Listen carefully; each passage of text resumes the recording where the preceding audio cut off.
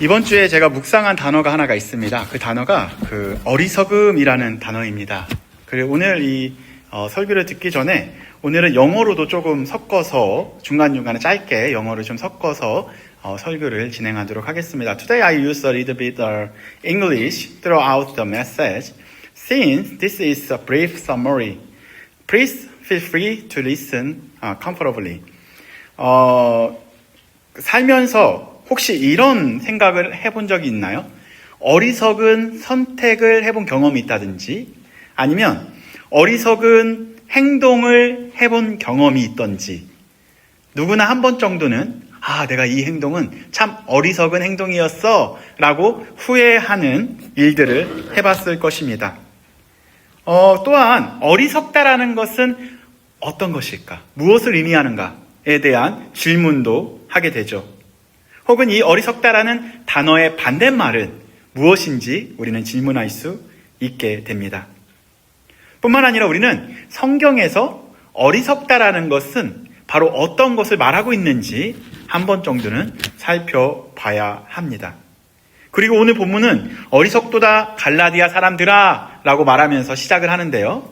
오늘 이 본문에서 갈라디아인들이 행한 이 어리석은 행동이 무엇인지 우리가 설교를 통해서 살펴볼까 합니다.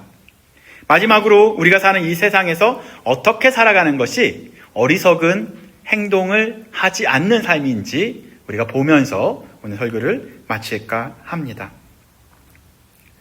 What does the word foolish means? Have you ever made a foolish choice or acted foolishly in our lives? This week, I have been asking myself, what does it really mean to be foolish? 살면서 이렇게 어리석은 짓을 해본 사람, 혹은 어리석은 행동을 하던가 혹은 선택을 해본 사람이 있나요? 저는 이 질문의 답을 제대로 하지 못했습니다. 왜냐하면 제 삶을 뒤돌아봤었을 때 제가 어리석은 행동을 했을 때도 내가 어리석은 선택을 했을 때도 그 어리석은 행동보단 하나님의 은혜가 더 컸기 때문에 나의 선택이 후회스럽다 라고 생각했었던 적은 매우 적게 있었습니다. 그런데 어제 문득 이 생각이 나더라고요.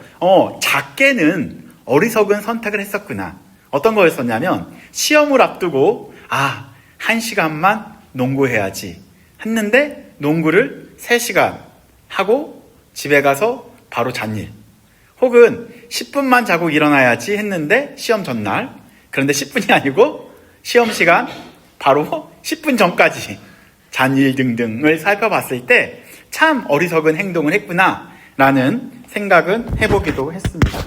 여러분들도 웃는 분 있는 거 보니까 이러한 어리석은 행동들, 선택들이 잦은 것 같네요. 그죠? 아니에요? 그냥 항상 계획대로 어리석은 선택을 하지 않고 이렇게 진행되나요? 네. 어리석다라는 것은 두 번째는 무엇을 의미할까요? 우리 어리석다라는 그 의미를 사전적 의미로도 한번 살펴봐야 합니다. 한국어 국어사전에 보니까요, 어리석다라는 의미는 이렇게 나와 있습니다. 분별력이 부족한 것, 혹은 판단력이 부족한 것을 이야기할 때 어리석다라고 표현을 합니다. 뿐만 아니라 지혜롭지 못하고 생각이 짧은 때 쓰는 표현이 어리석다. 그리고 그 결과를 고려하지 않고 선택한 잘못된 선택이 바로 어리석음이라고 정의하고 있습니다. 정리하면 옳고 그름을 제대로 판단하지 못하는 상태가 바로 어리석음이라는 거죠. The dictionary definition of foolishness is as follows: lacking good sense or judgment, not wise, showing poor decision making, acting without thinking about the consequences. Foolish means lacking wisdom and making poor, or unwise choices, that is, foolishness. 그렇다면 어리석다의 반대말은 무엇일까요? 너무나 잘 알고 있죠. 어리석다의 반대말 뭐죠? 지혜롭다 혹은 기롭다. 맞죠? 지혜롭다, 슬기롭다. 영어로는 뭐가 있을까요? 네? wise. 그래서 제가 그 백와이즈랑 결혼했어요. 백지혜랑 결혼했어요. My wife name is 지혜. It means wise. 100 wise. 이거는 원고에 없는 건데.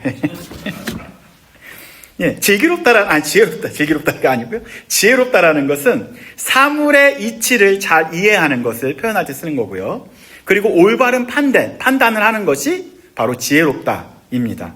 저희 아내도 지혜로운 선택을 했으리라 믿습니다. 남편을 선택했을 때 이게 어리석은 선택이 아니라는 거죠. 예, 어리석은 행동인지 모르겠지만, 네, 지혜로운 선택이었습니다. 그리고 상황에 맞게 그거를 뭐 하냐면 바르게 선택할 수 있는 능력이 지혜로움인 거예요. 그래서 저희 아내는 지혜롭게 남편을 잘 선택한 거죠. 사랑하는 청년 여러분들, 여러분들도 지혜로운 선택을 하시길 바랍니다. 아멘? 아멘. 어떤 것이 지혜로운 선택인가? 네, 결혼하고 나서 참 어리석은 선택이었다라고 얘기하면 안 돼요. 그죠? 왜냐하면 우리의 선택 가운데 하나님의 도우심이 있기 때문에 여러분들은 지혜로운 선택을 할 수밖에 없습니다. 슬기롭다라는 것은 머리로 끝나는 게 아니에요. 행동까지 이어지는 게 슬기롭다의 사전적 정의입니다. 그러니까 다시 말해 단순한 지식이 아니라 적용까지, 우리 행동까지, 머리, 마음, 우리 행동까지 이어지는 것이 슬기롭다라고 표현을 합니다. The opposite of foolish is wise. It means having good judgment and understanding, able to make sound and sensible decision. Wise means having good judgment and making right decision. That is wise. 그러면 우리가 마지막으로 성경에서 어리석다라고 표현한 4가지 단어를 한번 살펴보고 오늘 설교를 마칠까 합니다. 구약에서 한 2가지로 단어로 소개를 하고 있고요. 신약에서도 2가지 단어로 우리에게 어리석다라는 것을 이야기해주고 있습니다. 잠언에 보면 이런 표현들이 남아 있습니다. 뭐가 있냐면 교훈을 거부하고 자기의 길을 양보하지 않고 고집하는 것. 약간 어떤 걸까요? 자기 확신이 맞아서 하나님의 명령을 거부할 때 쓰는 표현이 뭐냐면 따라해볼까요? 캐실. 뭐라고요? 캐실. 히브리어로 캐실입니다. 캐실이 뭐라고요? 하나님의 명령을 듣지 않고 마음이 딱딱해져서 거부하는 거. 그리고 나의 고집대로 그냥 계속 밀고 나가는 거. 그게 구약에서 뭐라고 이야기했다고요? 캐실. 제가 사실 이걸 빼고 싶었어요. 왜냐하면 인생을 살면서 고집을 꺾는다는 건 쉽지 않습니다. 우리의 고집을 여러분들 끝까지 내려놓으면 안 돼요. 예. 그러한 self-affirmation, conviction 꼭 필요합니다. 꼭 지켜야 합니다. 그러나 그것보단 더 위에 있어야 되는 게 하나님의 커맨드입니다. 하나님의 명령이라는 거죠. 하나님의 말씀이라는 거죠. 그게 들어오게 되면 하나님의 말씀과 내 고집과 충돌하게 되면 여러분들은 어떻게 하시겠습니까? 내 고집대로 가겠습니까? 그걸 바로 뭐라고 한다고요? 따라해볼까요? 캐실. 뭐라고요? 캐실. 그래서 잠언에서는 지식이 부족을 이야기할 때 쓰는 것이 아니라 그러한 하나님의 명령을 싫어하고 거부하는 게 바로 캐실이라는 표현이죠. 또한 하나 단어가 뭐냐가 있냐면 따라해볼까요? 나발은 바로 뭐냐면 우리가 그 타락한 인생입니다. 타락한 사람이죠. 그렇기 때문에 우리의 선택이 가끔 오염될 수가 있어요. 잘못될 수가 있어요. 그것이 바로 어리석음이라는 거죠. 타락한 상태에서 잘못 선택한 것을 표현할 때 쓰는 게 나발입니다. 우리의 선택이 완전하지 않습니다. 왜냐하면 우리는 죄 가운데 살아갈 수밖에 없는 연약한 존재이기 때문에 그런 거죠. 그래서 시편에는 이렇게 나와 있습니다. 시편 14편 1절에 이렇게 나와 있어요. 어리석은 자는 마음에 이르기를 하나님이 없다 하는도다. 어리석음은 뭐냐면요. 히브리어에서 이야기하는 것은, 구약에서 이야기하는 것은 하나님이 없습니다 라고 말하는 것이 어리석음이라는 거예요. 이게 뭐라고요? 나발. 캐실과 나발, 잘 보면 어떠한 공통점이 있죠? 성경에서 말하는 그 어리석음은 하나님을 부정하는 거죠. 하나님을 거절하는 거죠. 캐실과 나발은 하나님을 거절하는 거. 그걸 뭐라고 한다고요? 따라해볼까요? 어리석음. 예. 어렵죠? 한국말 어렵죠? 어리석음 어렵습니다. 네. 그 다음에 헬라어로 보게 되면 영어에 모론의 어원이 있었던 모로스라는 단어가 있습니다. 모로스라는 단어가 바로 뭐냐면요. 마태복음 7장에 보게 되면 하나님의 말씀을 듣고도 행하지 않을 때 썼던 표현이 어리석은 자라고 표현을 합니다. 뭐라고요? 하나님의 말씀을 듣고도 그냥 무시한 태도, 거절한 태도, 그리고 그대로 행하지 않으면 뭐라고 이야기한다고요? 모로스. 따라해볼까요? 모로스. 예, 모로스예요. 마지막으로 보면 좋을 텐데 마지막 단어는 따라해볼까요? 아노에토스. 어렵죠? 아노에토스. 예, 아노에토스는 뭐냐면 아와 노스의 합성어예요. 아는 영어의 not입니다. not. 노스는 약간 우리의 하트라든지 우리의 그 마인드인가요? 그런 거를 쓸 때 쓰는 표현이 누스예요. 이 누스, 정신 혹은 이 하트. 그 앞에 뭘 붙인 거라고요? 아를 붙인 거예요. 부정사를 붙인 거죠. 마음에서 계속 거절하는 거. 마음에서 계속 거부하는 거. 마음에서 받아들이지 않는 거. 그게 바로 뭐라고요? 어리석음이라는 거죠.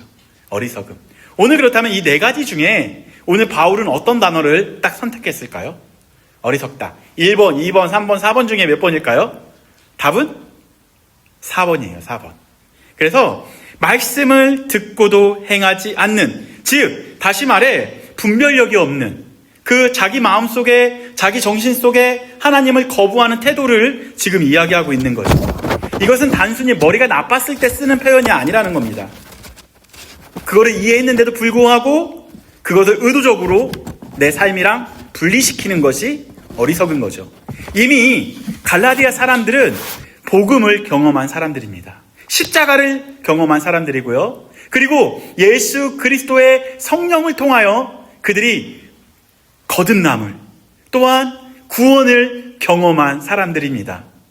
그런데 예수 그리스도의 은혜를 경험한 사람들이 바로 어떻게 한 거냐면 아노토스가 있는 거예요.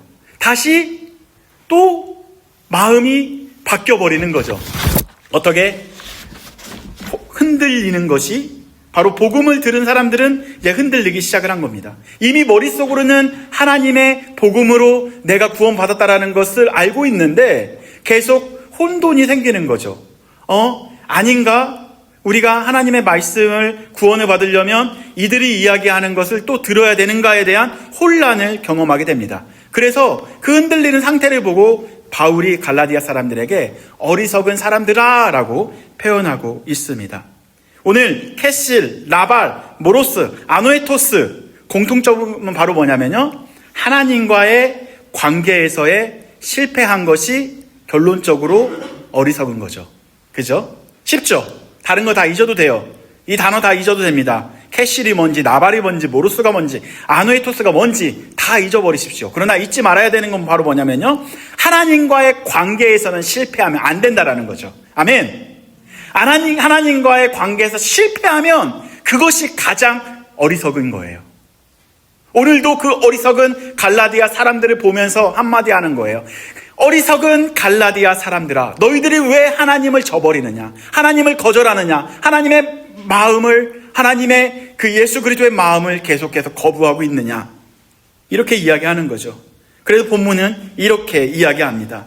1절 말씀 다 같이 읽어보도록 하겠습니다. 첫 번째 거요. 예. 시작. 어리석도다. 갈라디아 사람들아, 예수 그리스도께서 십자가에 못 박히신 것이 너희 눈앞에 밝게 보이거늘 누가 너희를 꾀더냐? 영어로도 한번 다 같이 읽어볼까요? Let's read together this passage. You foolish Galatians, who has bewitched you? Before your very eyes, Jesus Christ was clearly portrayed as crucified. 이들은 이미 무엇을? 십자가를 본 사람들이었던 거예요. 아멘. 십자가를 경험한 사람들인데 어떻게 된 거예요?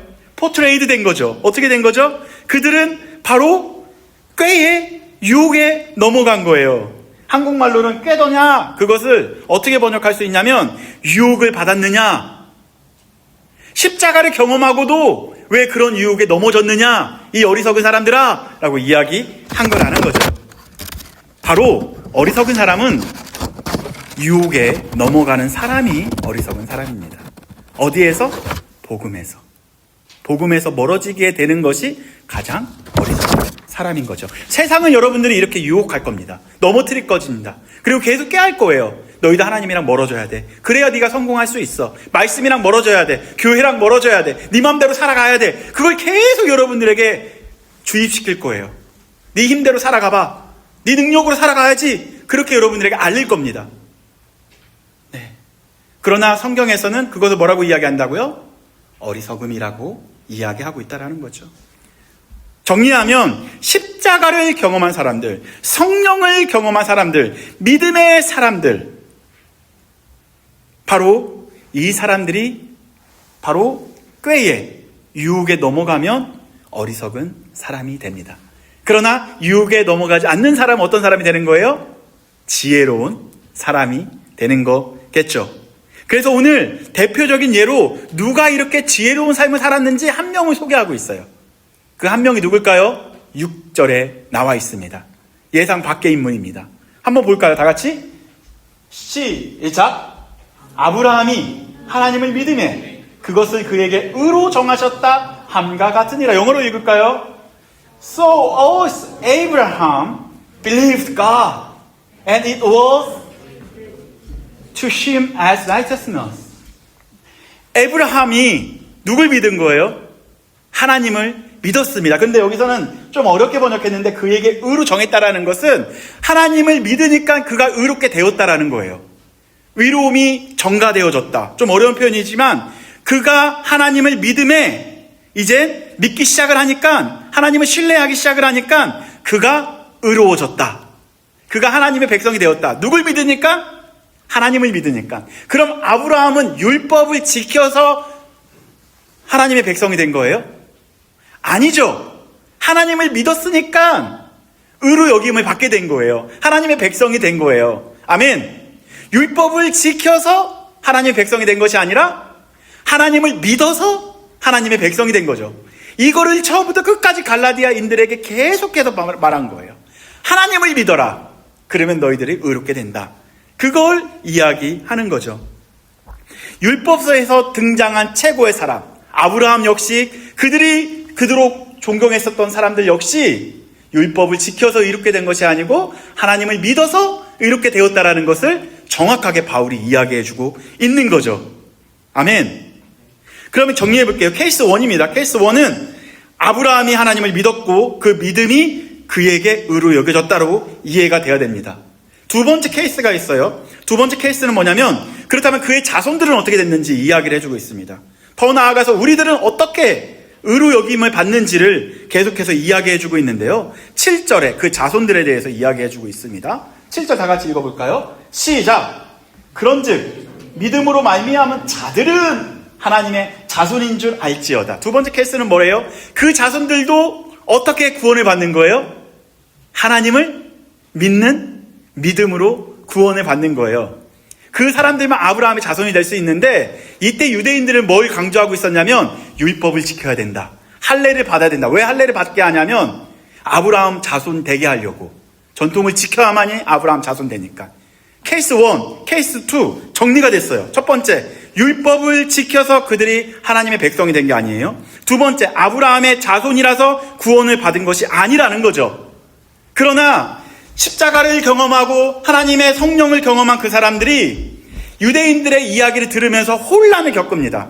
뭘 겪고 있냐면 율법을 지켜야만 구원받을 수 있구나. 내가 아브라함의 자손이 되려면 이러한 할례를 받아야만이 아브라함 자손이 될 수 있구나 라고 생각을 하는 것이 가장 어리석음이라는 거죠.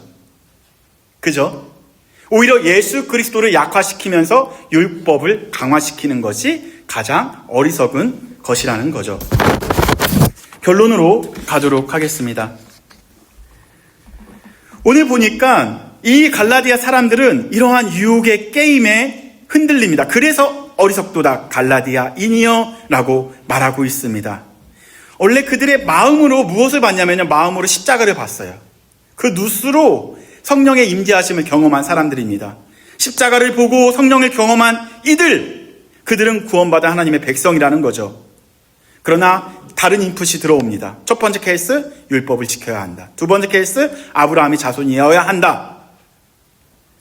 만약에 이 두 케이스가, 그들이 주장했었던 이 두 케이스가 맞다면 그리스도의 십자가의 사랑은 어떻게 될까요?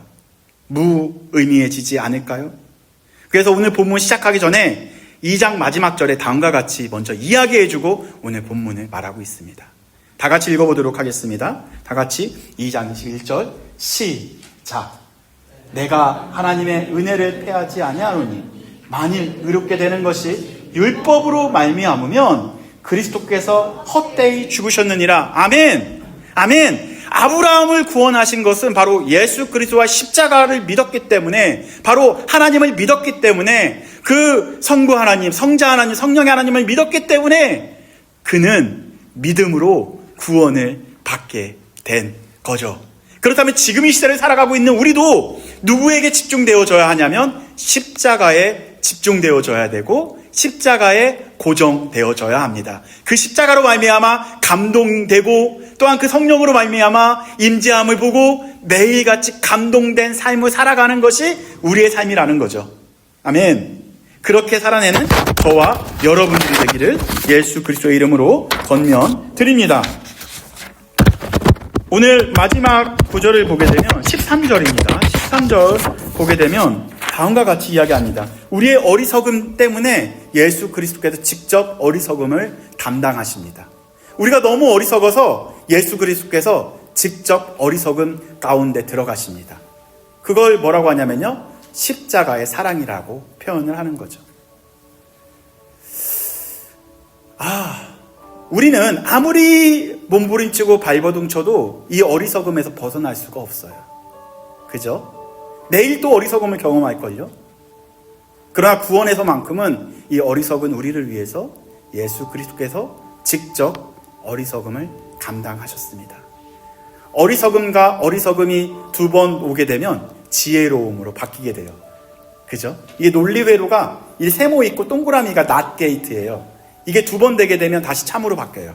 0이 들어오면 1로 되고 1이 다시 낫 게이트로 들어가게 되면 0이 됩니다. 원래 우리는 0으로 지음받은 거예요. 영원히 하나님의 백성으로 지음을 받았는데 첫 번째 아담의 실패로 말미암아 우리는 1로 바뀌었어요. 그래서 죽을 수밖에 없는 우리 인생인데 예수 그리스도께서 다시 한번 낫 게이트를 넣어주신 거죠. 예수 그리스도의 양의 문, 예수 그리스도의 십자가의 문을 통해서 우리는 다시 영원히 살 수 있는 존재가 된 거예요. 그렇다면 우리는 어딜 통과해야 될까요? 예수 그리스도의 십자가를 통과하면 우리는 어리석음에서 무엇으로? 지혜로움으로 바뀔 수 있습니다.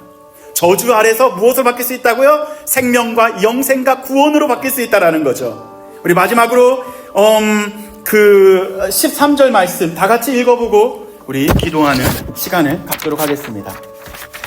13절 다 같이 읽어볼까요? 시작! 그리스도께서 우리를 위하여 저주를 받은 바 되사 율법의 저주에서 우리를 속량하셨으니 기록된 바 나무에 달린 자마다 저주 아래 있는 자라 하였습니다. 우리는 이 저주받은 나무에 달릴 수밖에 없는 존재였던 거죠. 아멘. 그러나 그걸 내리고 예수 그리스도께서 그 나무에 달리십니다. 영어로도 읽어볼까요? 시작. Christ redeemed us from the curse of the law by becoming a curse for us. For it is written, cursed is everyone who is hung on a pole. This Bible teaches that foolishness is a state of being distanced from God. That is foolishness. The Chaldeans believers had experienced the cross in their heart, and they also experienced the presence of the Holy Spirit. They heard the gospel that they were through the death of Jesus Christ, and they rejoiced, right? However, the Jews began to shake their heart with two things. First, they said that one must keep the law. Second, they taught that one must become a descendant of Abraham in order to be saved. But Paul's teaching is different. Paul explains that Abraham himself was saved by faith. His descendants were saved by faith. And we also are saved by faith. Let us read the passage. Galatians 3, verse 13. Let's read together. Christ redeemed us from the curse of the law by becoming a curse for us. For it is written, curses is everyone who is hung on